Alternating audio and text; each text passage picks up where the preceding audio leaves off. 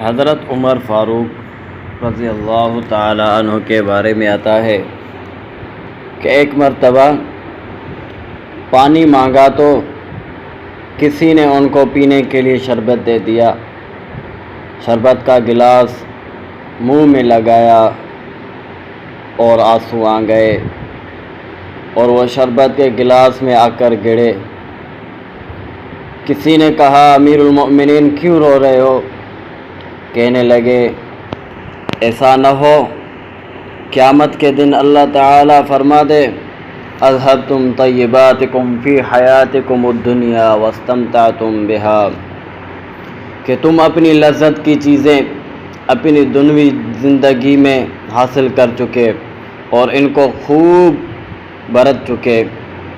حالانکہ یہ آیت کفار کے بارے میں آئی ہے، لیکن وہ اپنے پر اس کو چسپاں کر لیتے تھے۔ اتنا ان لوگوں کے دلوں میں خوف ہوتا تھا کہ پتہ نہیں ہمارے ساتھ کیا بنے گا۔ یہ غم ان پر سوار رہتا اور راتوں کو سونے نہیں دیتا تھا۔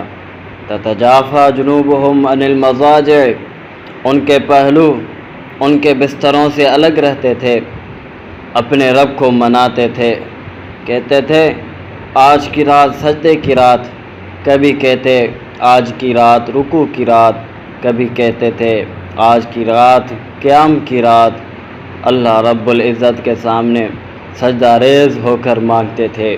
یہ تھا خوف حضرت عمر فاروق رضی اللہ تعالی عنہ، اور آپ اپنے اندر اور اپنے دل کے اندر سینے کے اندر سوچے کہ ہم کیا کیا کر رہے ہیں، اس کے باوجود بھی اللہ تعالیٰ کی نعمتیں کھا پی رہے ہیں، لیکن اللہ تعالیٰ کا خوف ذرے برابر بھی دل میں نہیں آتا۔